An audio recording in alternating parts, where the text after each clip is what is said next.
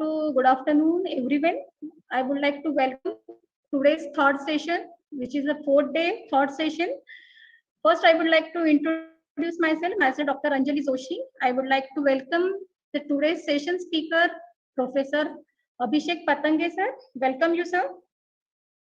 Would like to brief Abhishek Patange, sir, that he is currently working in Department of Mechanical Engineering at Government College of Engineering, Pune.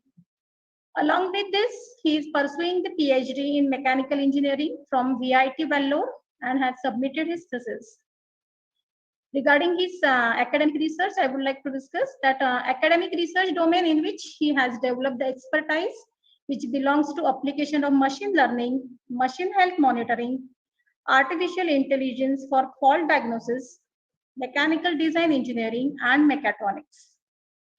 His doctoral research is based on even application of machine learning for the health monitoring of multi-point cutting tool on VMCs. He is working as a member of syllabus setting committee formed by BOS chairman, Mechanical STTP for the newly introduced course AI/MI. He is serving as a member Incorporated Engineers of Institution of Mechanical Engineers, London, United Kingdom. Within just 6 years of his graduation, he is about to get an award of doctorate and he's published over 20 papers in renowned like SCI and Scopus Index Journal. So with this, such a small introduction, brief introduction, I would like to welcome Patange sir to please start the session. Patange sir. Thank you, madam, for your introduction. Yes, now I'll share my screen. Yeah, sure.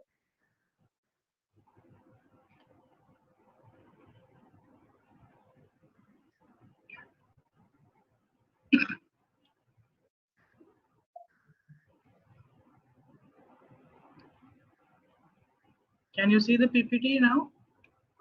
Yes, sir. Okay, so now I'll enter to the presentation mode. Yeah. Okay, is the slide visible? Yes, sir. Okay. Shall I begin with the presentation now? Yes, sir. Okay. So first of all, good afternoon to everyone. I would like to say thanks for giving me this opportunity to deliver a presentation on advanced artificial intelligence and machine learning techniques for mechanical engineering under International STTP on advanced applications of AI/ML, jointly organized by MMCOE Karvenagar and MMIT Lurgaon. Thank you so much for giving me this opportunity. So the contents of my today's presentation, I would like to begin with some basic fundamentals of AI and ML. Then I will brief upon how building blocks of AI/ML basically for machine learning and classification model is to be developed. Then I would like to brief upon some of the applications of AI and ML in mechanical engineering. Then I would like to highlight some pitfalls of traditional machine learning models. And then I will brief about advanced AI/ML techniques such as generative adversarial network, domain generalization and adaptation, transfer learning, explainable AI, reinforcement learning, digital twin, and so on. And lastly, I would like to highlight challenges and future directions to deal with mechanical engineering applications when AI and ML techniques are applied. So let me begin with the brief definition of AI, that is artificial intelligence. As we know that it is wide-ranging branch of basically from computer science, which deals with building of smart machines, which are capable of performing tasks that are typically require human intelligence. So now if we see the 4 different approaches of AI, it includes thinking humanly, thinking rationally, and then acting humanly and rationally. So if we see this acting humanly means acting like a person, thinking humanly means thinking like a person and trying to model how humans think. Then the basic difference between acting humanly and acting rationally and thinking rationally is that the acting is only concerned with the actions and outcome of product or human thinking process, whereas thinking is concerned with the modeling human thinking process. Then thinking rationally is nothing but modeling thinking as a logical process where conclusions are drawn based on some symbolic logic, or there are some rules or regulations, and based on that the thinking is modeled. And lastly, thinking rationally is nothing but performing actions that increase the value of state of agent or the environment in which agent is acting. For example, if we take the agent that is playing a game, will act rationally if it tries to win that particular game. Now, machine learning, if we consider, it is the most popular technique for predicting the future or classifying the information to help people in making necessary decisions. So basically, machine learning is used for two tasks. One is prediction and another one is classification. So prediction is nothing but predicting a continuous value using a regression analysis, and classification on the other hand is nothing but prediction of a particular class or a discrete category based on classification techniques. So if we see this, if an ordinary mechanical system when integrated with artificial intelligence and machine learning, then that system will be able to learn, and based on learning it will predict some facts, and then it will try to improve itself with respect to the experience. So this is the basic idea of machine learning. Now if we see the various types of machine learning, it includes supervised machine learning, unsupervised machine learning, and reinforcement learning. So in supervised machine learning, a model learns from the training data where labels are present along with the feature set and the training data. In unsupervised learning, there is no training data is required. That means there are no labels are present. And in last, reinforcement learning, machine learns on its own, and it gets rewards with respect to the action performed. Now let us try to understand the supervised learning with respect to this particular example. Suppose if you want to classify a number of fruits which are placed in a bucket, will be considered as input, and those fruits will be described using some images or some features with respect to particular fruit, and then the annotations to all that description of the images will be given as of the name of that particular fruit. So when this training data, which consists of the number of features, attributes, and their labels, when it is fed to the model, then obviously that model will be trained with respect to the training data set. And based on that, if a grape is presented as a testing data, then according to the features which describe the characteristics of grape will be captured and compared. And with respect to that, the prediction will be placed as the test data which has been placed for testing is nothing but a grapes. In unsupervised learning, if you want to categorize three fruits, suppose uh, sweet lemon, banana, and an apple. So here the labels will not be presented. With respect to the characteristics and patterns will be identified. With respect to the characteristics of these three fruits, the patterns will be identified accordingly, and the model will be developed in unsupervised mode, and then the output will be shown as a class of apple, as a banana, and lime, sweet lemon. If we consider the reinforcement learning, the reinforcement learning is nothing but it is an emerging and most popular type of machine learning where it is used most probably in autonomous vehicle if mechanical engineering is concerned, and even in autonomous cars and industrial robotics. The aim of this particular algorithm is to reach a goal in a dynamic environment where it reach this goal based on several rewards that are provided by this particular system.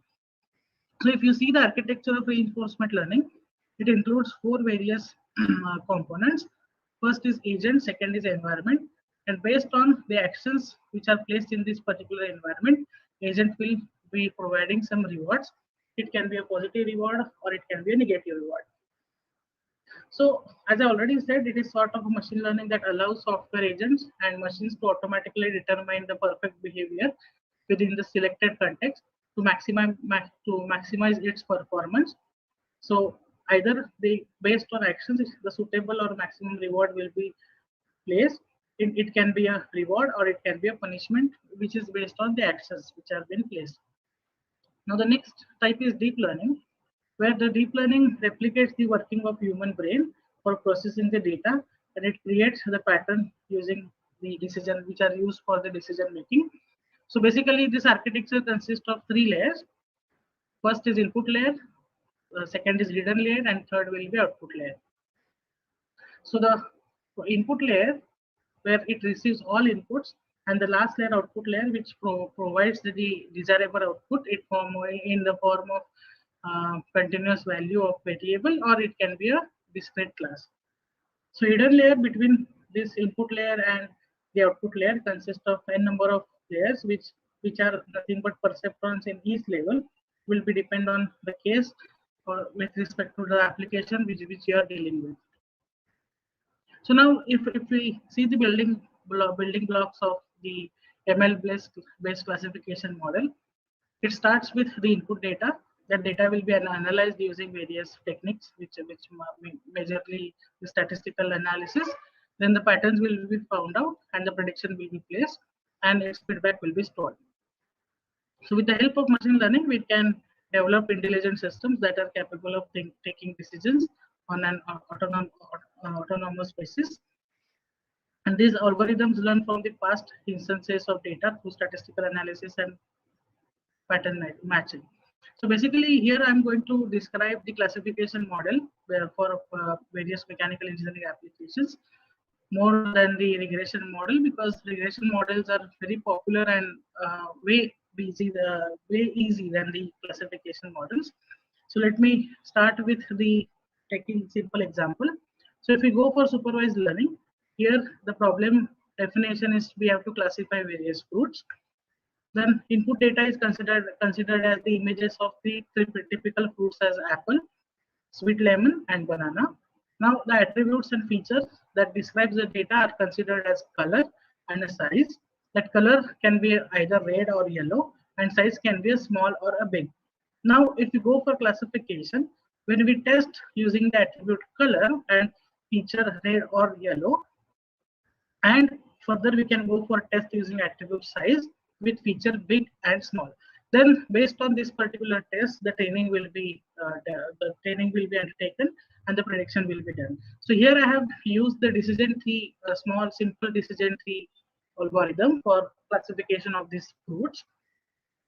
So the test using attributes color and features red and yellow, if you can see here. So when we place a test using color, if the color is red, then the apple will be classified, and if the color is yellow, then there will be confusion in the training because color of banana and the lemon is same. So here if we see, the attribute color will not be suitable for the fruit banana and lemon. So that is why we have to go for the next test using the different attribute, which is a size. So if we see, a decision tree is nothing but a decision support tool that makes a tree-like model of decisions and their possible consequences, including a chance event outcomes, resource cost, and utility. So now let us go for the second test. Now here, if you see, if we test using the attribute size, and then if you ask question as big and small, so if the size is big, the banana will be classified, and if the size is small, then the lemon will be classified.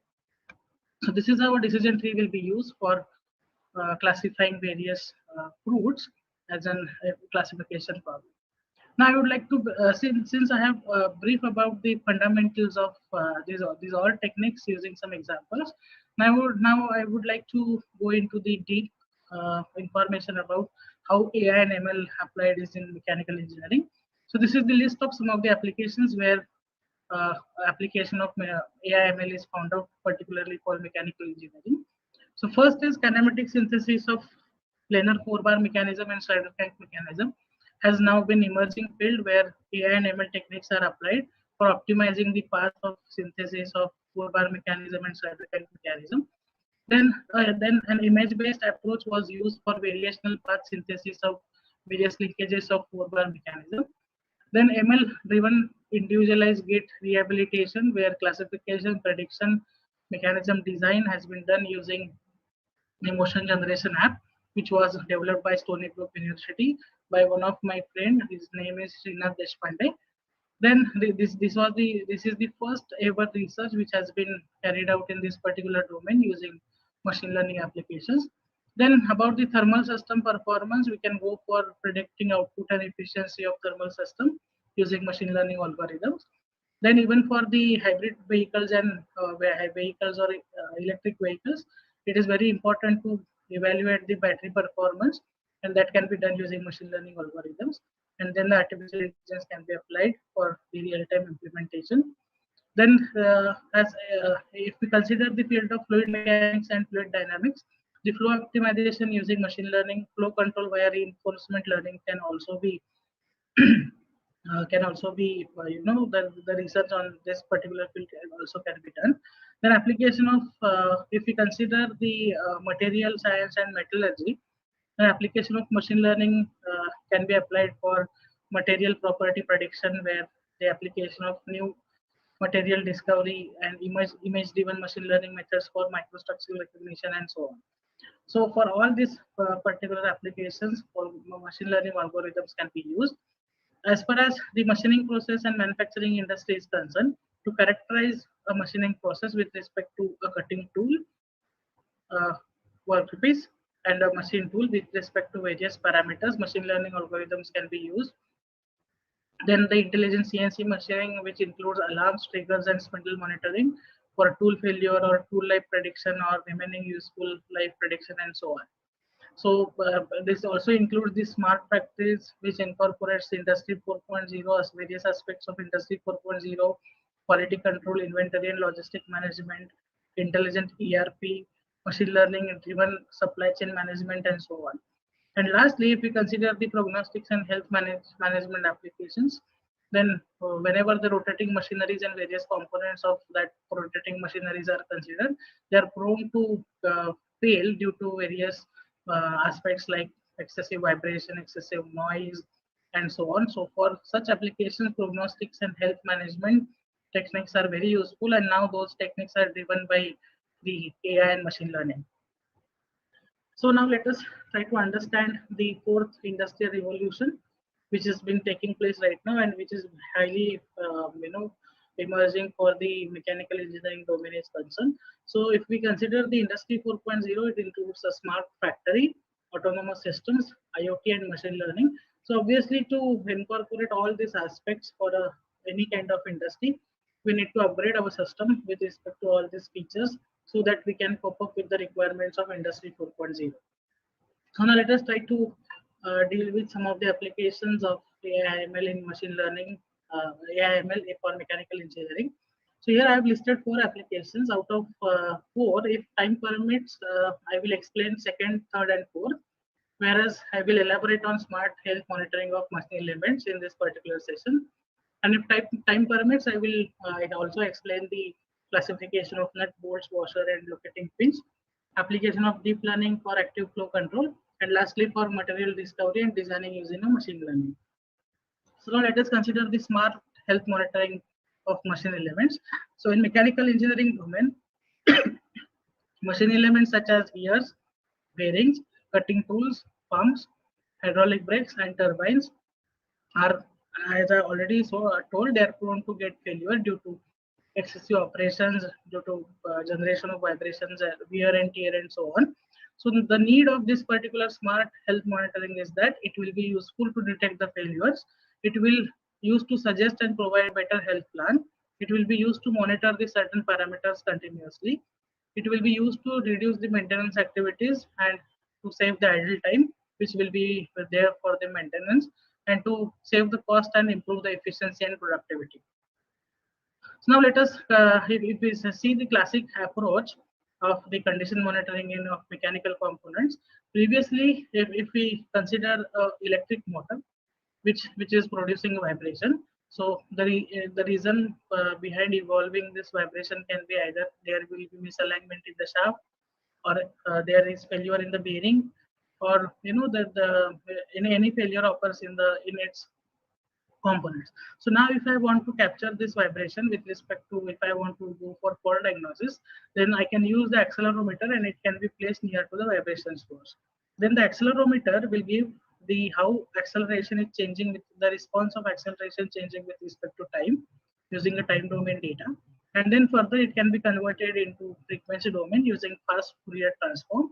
So by examining the trend of various frequencies and its amplitude, which is located at particular frequency, people used to take the decision. So if suppose x is considered as a natural frequency, and if my peak is occurring at 2x or 4x, then there was a rule sets for this particular amplitude, and from those rules, the people used to make a predictions. So for this particular classic approach, we need a human being which has good knowledge of these trends with respect to vibration frequencies and vibration amplitude. Then and then only that person will be able to predict what is the, or he will be able to make a fault diagnosis.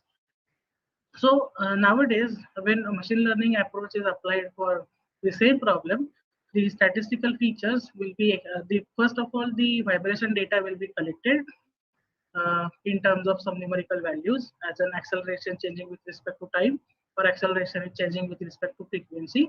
Then the features will be extracted out of that particular data as an descriptive statistics or histogram features or wavelet based features and so on. Or the signal will be represented either in time domain first, then the frequency domain, and then using time and frequency domain using wavelet transform. Then after extracting features out of those signals, the relevant features can be selected using various algorithms, where I'm going to explain how we have used feature selection technique using J48 decision tree algorithm. And lastly, once we get the training data, once the training data is developed, we can split it into training data and testing data with some proportion, and then we can change the model and we can go for the tool fault classification. So now I'm going to explain this particular case study where tool condition monitoring is used using machine learning algorithms. So here the task was to map a classifier with the set of selected features of signals such as vibration, noise, power consumption, temperature, which is considered to be the input to the classifier. And then we have to map this input to the output of classifier, which is nothing but either a normal or faulty configuration of machine element, which is nothing but the cutting tool. So here we have considered the tool condition monitoring, where the output is considered as whether the tool is faulty or it is healthy with respect to the vibration signals which are acquired with respect to various input parameters. So if you see the experimental setup here, the experimentation was carried out on vertical machining center, where the accelerometer was placed near to the spindle of milling cutter, where the tool faults such as the flank wear, nose wear, notch wear was introduced while performing some of the machining operations, and vibration data for that particular fault was acquired using FFT analyzer, which is basically a vibration analyzer which is used to acquire time domain data and convert into frequency domain data and so on. So now if you see here for this particular case study, we have considered the faults such as flank wear, notch wear and nose wear, and of course a healthy insert. Now while considering this particular fault, the intention was to acquire vibration data for when these faults were introduced in the machining operation so that we can build a model. So here if you can see, total 6 number of operations were performed, milling operations were performed. When first operation was performed, the milling cutter was consisted of 4 inserts. So for first operation, all 4 inserts which were used for that particular operations were normal or which were healthy. There was no fault in any place of insert. For second operation, 3 inserts were kept new or healthy, and fourth one was replaced as flank wear. For third, it was replaced with nose wear, and fourth one was replaced with notch wear. Now for fifth and sixth operation, we have considered combination of various failures at place number 3 and 4, because since milling is considered as multi-point cutting tool operation, or it involves intermittent cutting due to use of 4 fluids or multiple fluids. So we have introduced faults at 2 places and the operation was carried out. So here the accelerometer which was used for this particular study was piezoelectric accelerometer with sensitivity 9 millivolts per gravitational acceleration, and the machining was carried out when the speed was set at 900 rpm, speed was 2000 mm per minute, and the depth of cut was 0.25 mm. Now, after performing, like while performing these operations, we have acquired the vibration data, as I already said. So if you see the amplitude of acceleration for operation number 1, it is very lesser than the operation number 2, 3, and 4. Well, as we are introducing faults at operation number 2, 3, 4, and 5, and 6, the amplitude of acceleration you can see here, it is tend to increase. So for when we have considered operation number 4, you can see the amplitude has almost exceeded 1 g, and it is almost approaching near to the 1.5 g as an acceleration amplitude. So this is how the time domain data was acquired. But by looking to this analogous plots, we cannot, accurately categorize the tool condition. So we can go for the feature extraction. So here, for all machining operations, the data was acquired, and the statistical features were extracted out of that particular data. So here we have considered statistical features as mean, standard deviation, standard error, median, mode, variance, kurtosis, skewness, range, minimum value, maximum value, summation, and curve. So here we have considered total 240 samples, where 40 samples for each operation or each tool condition were considered, and each sample was constituted of 2048 data points for the acquired vibration signal. So here, while acquiring the data, the sampling frequency was set to 20 kilohertz, that means 20,000 samples per second, so that the huge amount of data can be calculated, and based on that machine learning model can be developed. Because we need sufficient amount of data to build a machine learning model for classification. Now the selected features, the extracted features were fed to decision tree model, where the decision tree structure you can see over here. So in decision tree, there are three kinds of nodes that will be present. The first node will be a root node. Then the second node will be considered as the branch nodes, and the last will be the last nodes, and the output of decision tree will be considered as the decision node. So if you see here, kurtosis is considered to be placed at root node, and is considered to be a very significant feature.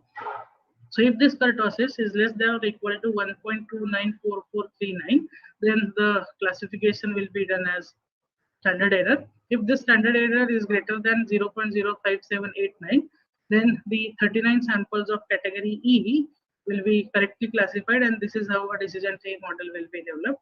So the features which are exhibited in the decision tree are considered to be the significant features, as they have ability to differentiate between the tool classes, 6 tool classes, and further those were selected for feature selection, feature classification.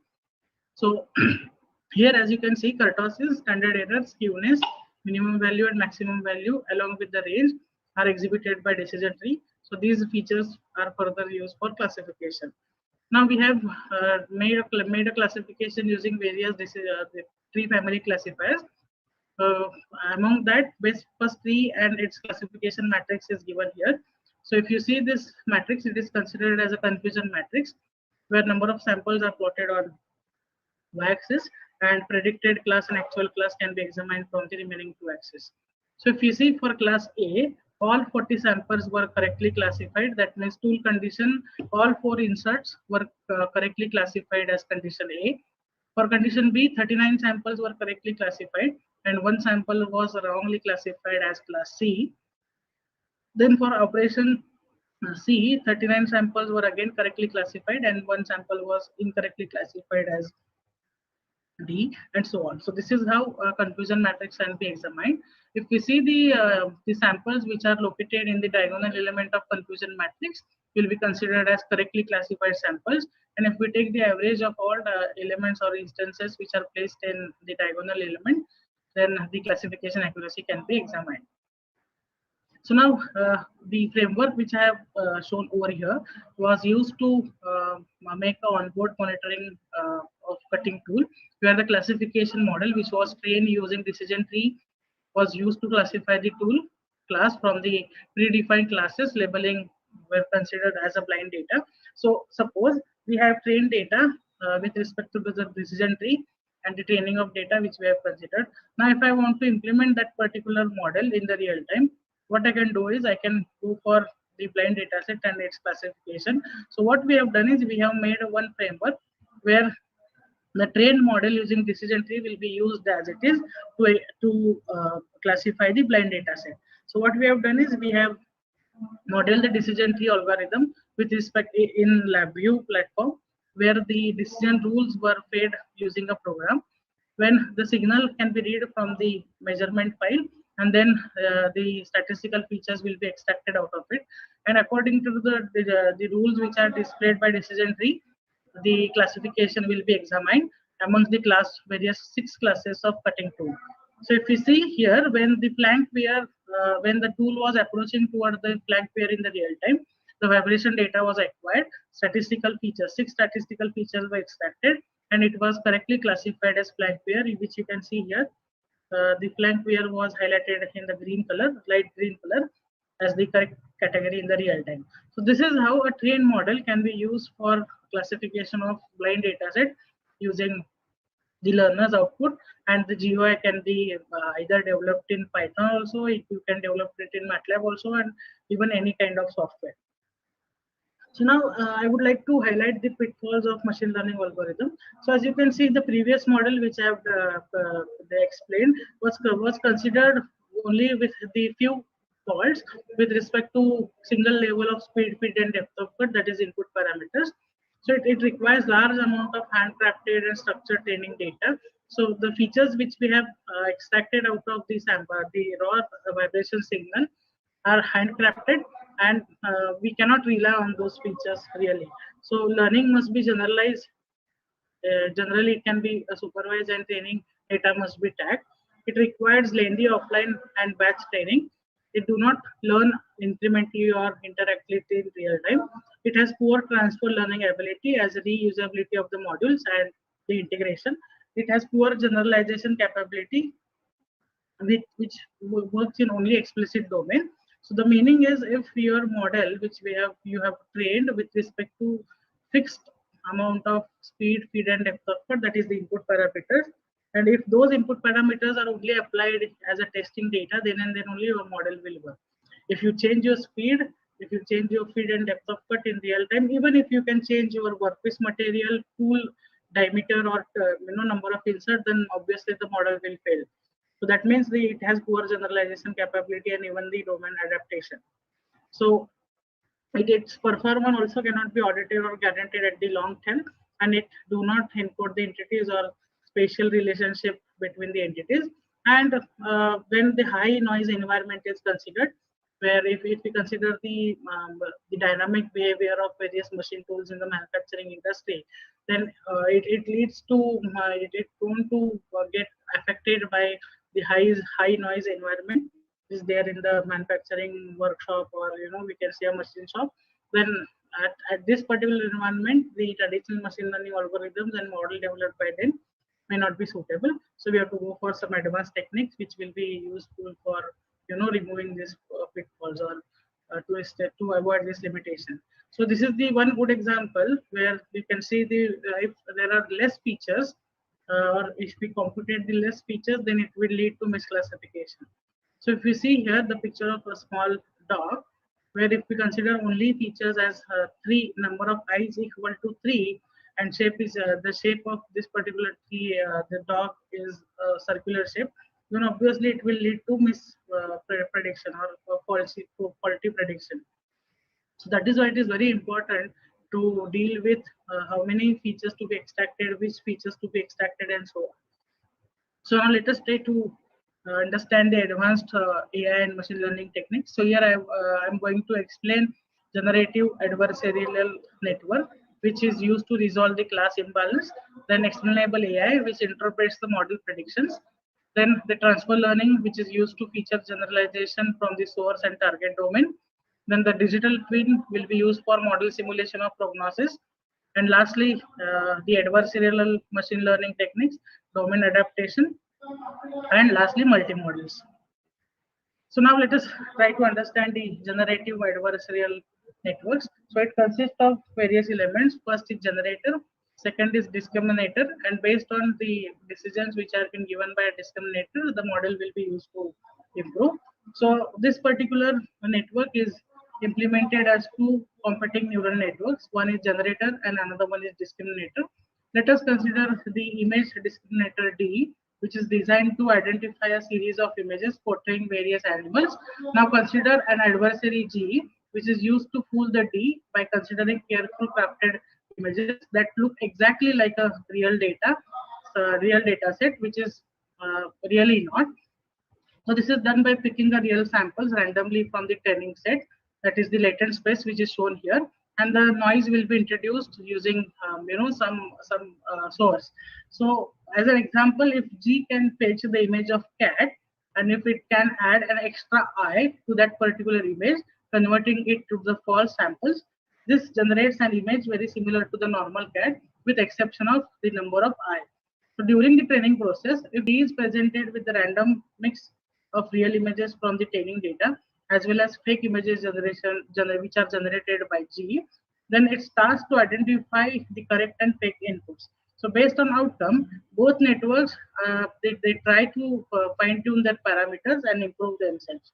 So if D makes right predictions, G updates its parameters in order to generate better fake samples to fool the discriminator D.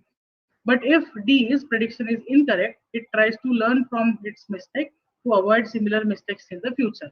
So if you see here, the reward for network D is nothing but number of right predictions, and reward for network G is nothing but number of errors which are exhibited by discriminator.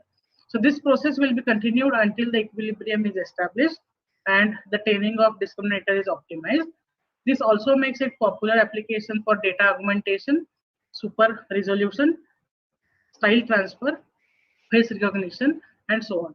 So if you consider the manufacturing industry particularly, sensors which are mounted to collect the condition of various machine tools can be malfunction and due to inconsistent power supply and various issues. So for such cases, there could be a divergence in the data distribution, and that we have to deal with. So in such situation, this network can be used to generate synthetic data in place of missing values due to sensor failure or due to deficiency in the experimentation. So if we see this particular example where end milling operation was performed and the data was collected using the experimentation also and using the finite element analysis also, which is basically a simulation. So here the cutting core signal sample which is not present in the experimentation data were obtained using numerical simulation using the finite element analysis, and then the network this particular network was employed to synthesize additional samples which are similar to both simulated samples and experimental measured samples. So then the statistical features were extracted using the both samples which were collected from the experimentation and the finite element analysis, which is basically a simulation, and then the classifier was trained and the classification result was given. So this was the reference taken from the paper sample augmentation of intelligent milling tool wear condition monitoring using numerical simulation and generative adversarial network from the IEEE transactions on instrumentation and measurement. So this was all about how this adversarial network was used for milling tool condition monitoring. Now, if we see the domain generalization through adversarial machine learning training, so it assumes that the supervised sequential machinery vibration data, which was produced under various operating conditions, will be available. So suppose we have acquired vibration data at a speed equal to 1000 RPM and also at 2000 RPM. So if we see the data with the source domain and target domain, the domain will be shifted from 1000 RPM to 2000 RPM with different operating conditions as healthy and faulty. And based on that, we have to make a prediction model or a classification model. So here, if we see this, if we consider both domains using a single algorithm, then it is not feasible for online diagnosis because a cross-domain classifier has to be used to differentiate between two different domains or to categorize between two different domains.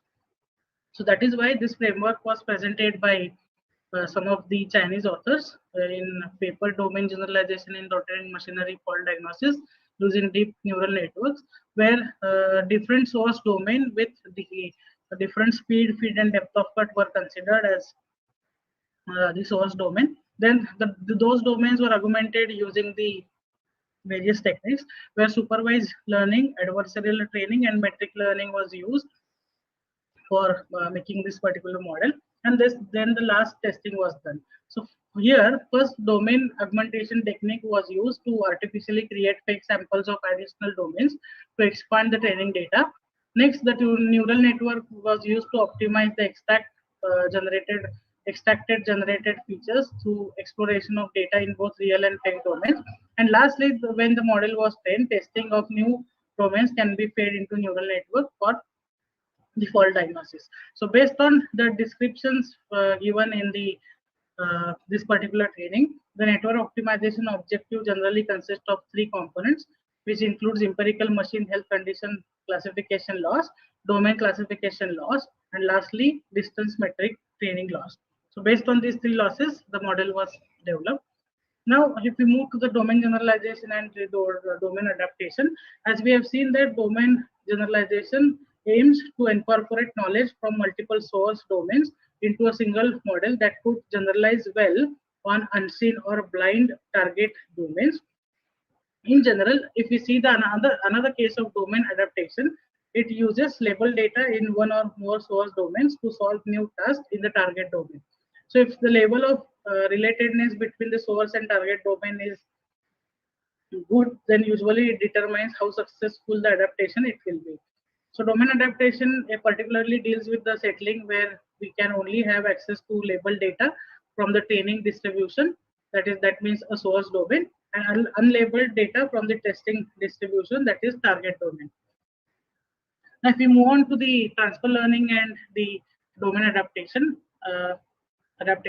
So if same source and target marginal distribution on X, this test is if it is true, then same task on the source and target domain will be tested, and if it is true, then usual learning and the learning can be incorporated using the traditional machine learning algorithm. And if it is not true, then the inductive transfer learning, transductive transfer learning, and unsupervised transfer learning will be used, which is basically considered as the main domain as domain adaptation. So when same task on source and target domain is not true, then you can go for the unsupervised transfer learning. So now I would like to highlight on transfer learning. So if you see, as humans, we can find it very easy to transfer knowledge we have learned from some one domain or task to the another. So when we encounter a new task, we don't have to start from the scratch. Instead, we can use our previous experience to learn or to adapt to the new task very in the fast pace or more accurately. So transfer learning is nothing but it is a research problem that focuses on storing a knowledge that has gained while solving one problem, and then we have to apply it to solve the different but related problem. So for example, if we take the experience with the programming with Java, C++, and so on. So if you are already familiar with the concepts of loop, objects, and so on, then the new programming language like Python, you need not to learn these concepts again. You just have to learn and the corresponding syntax. Or if you take another example, if you have played a table tennis a lot, it will help you to learn tennis faster as a strategies in these games which are very similar. So the example of the programming language and even the table tennis and the simple tennis is given over here.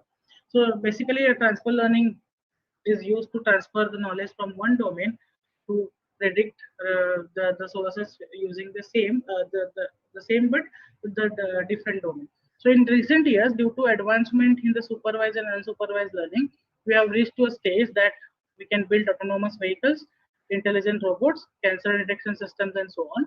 But despite of this all research, the model which are based on machine learning are data hungry, and their performance relies completely on the quality and size of training data. However, in real-time scenarios, a large amount of label data are usually expensive to obtain, and they are not available, which means the performance is low or project is abundantly entire. But the more thing is, it still lacks the ability of generalization to any situation beyond their encounter during the training. So that is why we have to go for the transfer learning, which is inspired by human capability of transfer of knowledge. the machine learning community has turned their focus into this particular domain where we can overcome these issues. Unlike the traditional machine learning algorithms, where the learning process happens in isolation without considering the knowledge from the other domains, transfer learning uses the knowledge from the existing domains during the learning process, and for new target domain, it can be used for the prediction. Now, if you see the example over here, the original acoustic emission signal was used from the cutting tool, various different conditions, speed conditions, where the denoising was performed using fast Fourier transform technique when the 2D matrix was developed, and then further it was converted into a frequency domain analysis. If this was considered as the source transfer, source domain. If you consider the target domain, again the different signal, acoustic emission signal was taken at different operating conditions and variable speed conditions. And similar, the spectral imaging technique was carried out using fast Fourier transform. And then the knowledge of the source domain was used in the transfer learning to make the prediction of classification of target tasks. So if you see over here, they have acquired the data set in three various tests. So for data set 1 was considered when the normal condition, inner race fault condition, outer race fault condition, roller race wave fault condition was used when the shaft speed was set to 250 rpm. Similarly, same faults were used, but the speed was changed to 300 for the data set 2, and for data set 3, the shaft speed was set to 350.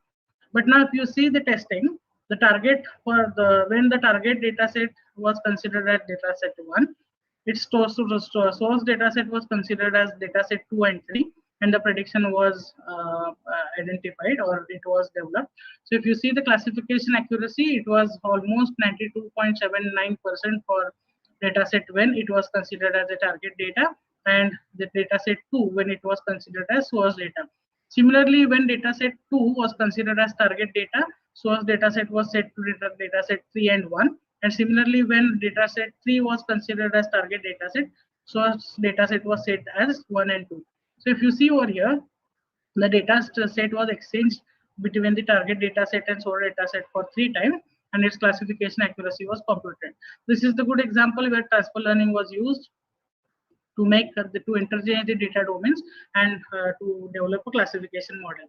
Now, I would like to explain the explainable AI, that is XAI. Now, if you want to understand the need of this particular domain, now let us take the example of enable digital transformation, which is assisted by artificial intelligence technique. So here, most of the customers, that is end users, are very fascinated about the having artificial intelligence capability for their systems for certain business value proposition. But on the other hand, if we consider the data scientists, that is the designer of this particular network, they are fascinated by using various, fashionable algorithms and so on. But here, if you see, sadly, both these stakeholders, that is the customers and the data scientists, they forgot one key consideration of accountability and trust factors. So in real time, every decision made either by a machine or any employee, or even by a CEO, all are subjected to due regular scrutiny to explain their actions in order to improve overall business system or processes. So this gives rise to emerging branch, which is called as explainable AI, where it allows human beings to understand the result of AI-based models. So now, if you take one example here, the training, there are two types of decision boxes. One is black box and another one is white box. So when training data set was given and the algorithm was used to train the model, then the input was given as learned function, and its output is considered as price of house is equal to $699. So now, if the user may lead to some questions that how can I find the error? How can I trust this particular outcome? And why is it so expensive? Now, if you consider the same model in the white box approach, then along with giving the output as $699, it will give the reason, or it will give the explanation for this particular outcome. So when it says it located at good neighborhood, it has a garden, and it is fairly new. So this, according to this explanation, user get the satisfaction of the decision which is given by the system, and then he will be considered as satisfied. So this is the role of explainable AI, which is used for which is used to explain the decision of your model.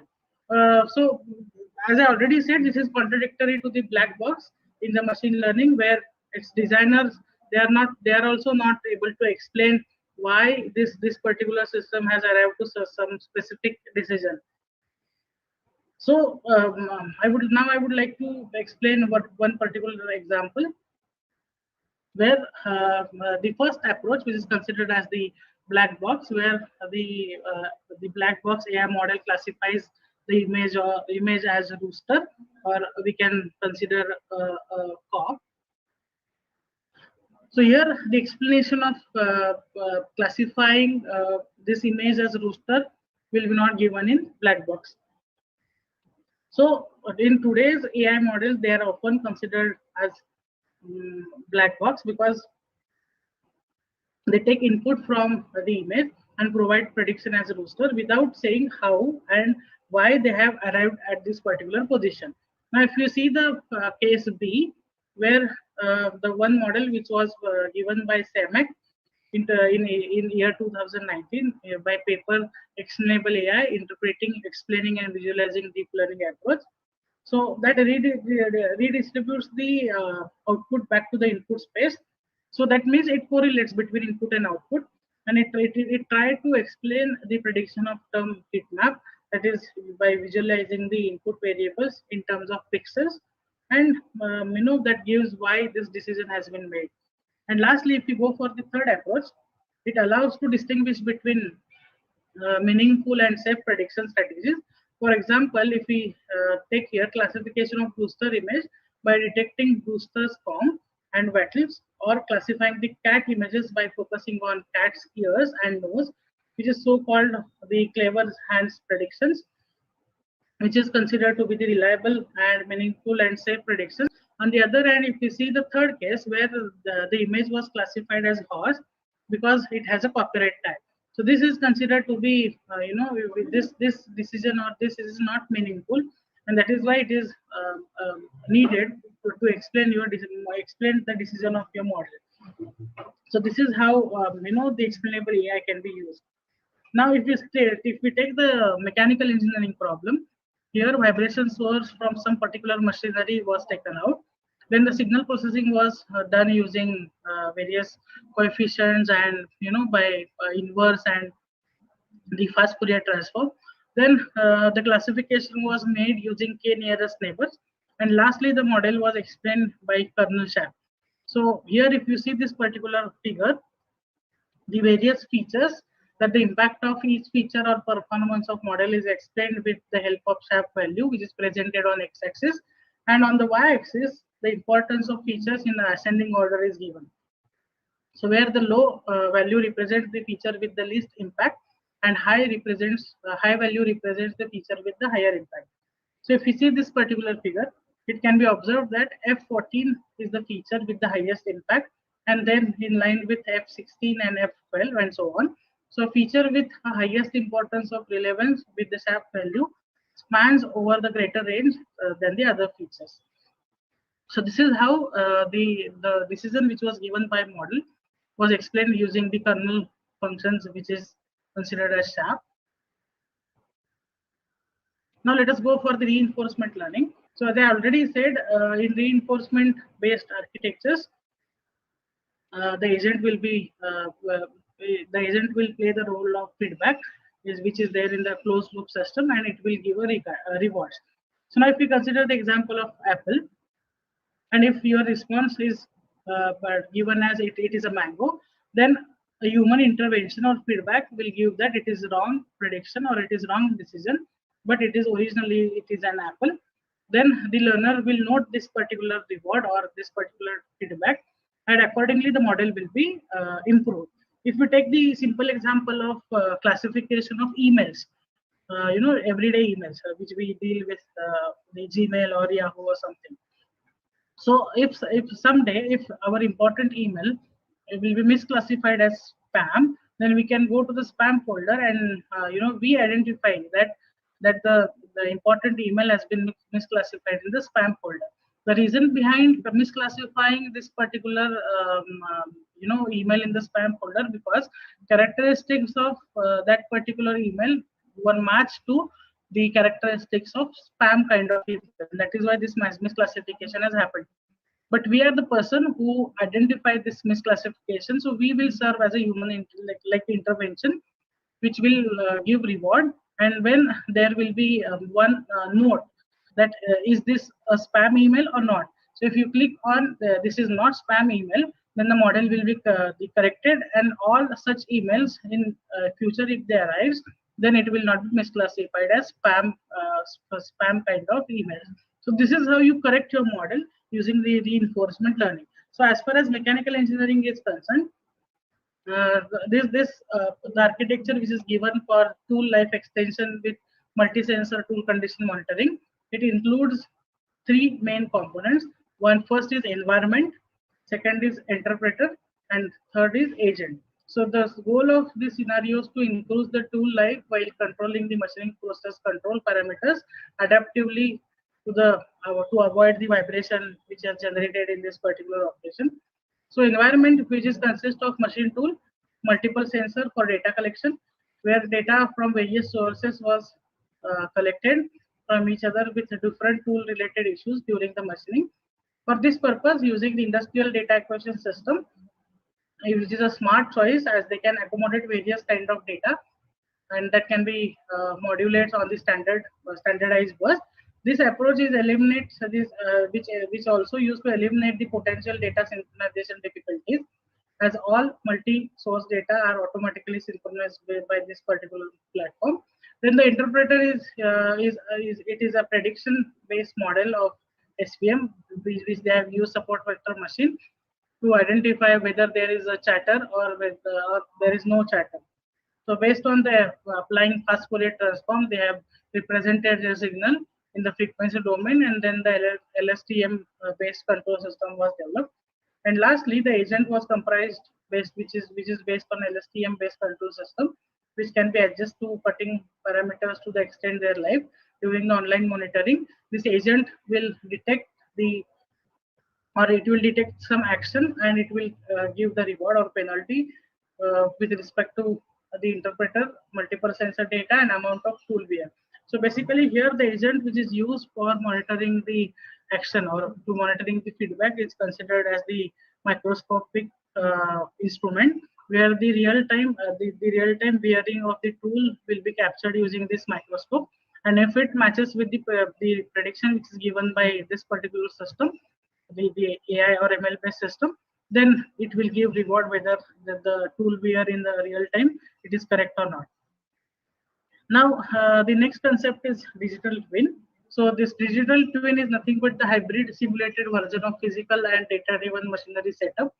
It can help to provide real-time condition monitoring of machinery over the cloud infrastructure. So it includes three main components. First is designing, second is manufacturing, and third is in-service monitoring. So if we consider the designing phase, it specifies it specific the design of aircraft based on the direct client customization, where better customer experience, right first time design, and faster time to market will be this strategy will be implemented. Then the manufacturing and assembly of the aircraft based on digital twin plans will be taken out, which will be improved, which will facilitate improved planning, flexible supply chain, linear production or lean manufacturing, and seamless testing and certification. So as you can see here, these three components, they are integrated to each other. This digital twin will be very useful to assess the requirements of industry 4.0 as far as the manufacturing industry is considered. So if you take example in the manufacturing industry, particularly for digital twin, which is used for the milling machine condition monitoring. So various components which are used here as the data analytics, data acquisition, and then the data processing. So these all three exponents, they are connected to each other. It will be very useful for the milling machine to predict the failure of any machine components as they are integrated to each other. So this incorporates, as I already said, it incorporates multi-physical and multi-probability variables from the various domains by using sensor technology, physical model, and simulated model. So this can be divided into descriptive model with described structural and mathematical equations based on parameters and experience. Then it will be used to map the model with the help of real-time working conditions and then the intelligent model can be developed to identify irregularities in the system to predict the fault with the help of artificially based system. Lastly, I would like to highlight some challenges and future directions. Now, as we have seen, there is need of hybrid modeling and decision-making approach, where traditional machine learning modeling must be incorporated with this advanced technique, so that it can highlight or it can, assist the domain generalization or domain adaptation or transfer learning applications. Then there is need of optimization of input parameters as we know that the mechanical machines or rotating machineries or even the machine tools, they worked on diversified input parameters such as speed, fit, and depth of cut, and with respect to various jobs, like if I want to machine a mild steel job, if I want to machine a cast iron job, or if I want to machine any other material, then the vibration produced by machining all these types of workpiece or metals will be different. So there is need of optimization input parameters so that we can go for making a generalized model. Then the integrated conditional signal conditioning methods such as denoising, decomposition must be incorporated along with the model of model which is based on AIML, where conditioning of signal like denoising or decomposition can be incorporated using wavelet transform or various mother wavelets and various decomposition levels. And based on the high pass and low pass filters, the signal can be conditioned or the unwanted noise can be removed. The one good example which I can give here is if your machine shop is located near to the railway track, and if railway is moving through that track every day, like for 4 to 5 times, and if we want to acquire vibration of machine tool, then obviously vibration which are generated because of um, you know uh, because of train which is going from the platform will obviously produce some unwanted vibration, and there is a chance that we can capture the vibration sensor can capture those vibration and include it in the vibration of machine tool. So here we have to consider the filtering of such unwanted vibrations using various techniques. Then there is the need of robust condition-based predictive maintenance, reinforcement learning. Then we can go for prognostics and health management as a service in the using the smart approach. Then there is need of generation of representative and benchmarking data sets which can be taken from various societies or some of the consultancies which where the people are dealing with prognostics and health management. And then the last will be federated learning and use of open source platform. So as far as the centralized data for applying machine learning and deep learning model is considered, it can be challenge. It can be a real challenge for manufacturing industry. So if you consider the case study of milling machinery company, which they wish to predict the costly milling machines remaining useful life. So for most model that require training data, but the supervisor will have test many milling machines before they can pay, before they get the failure of this particular data, they can obtain that data. So a less expensive solution would be get client operating based on milling machine that represented by real-time word scenarios and operating setup for the milling machineries. The client training data would be practical and cheaper solution, and that is why this federated learning can be considered as the future directions of prognostics and health management of rotating machinery component. And lastly, as I already said, use of open source platform. As we know that collection of data using standard sensors and data acquisition system may not be affordable to all.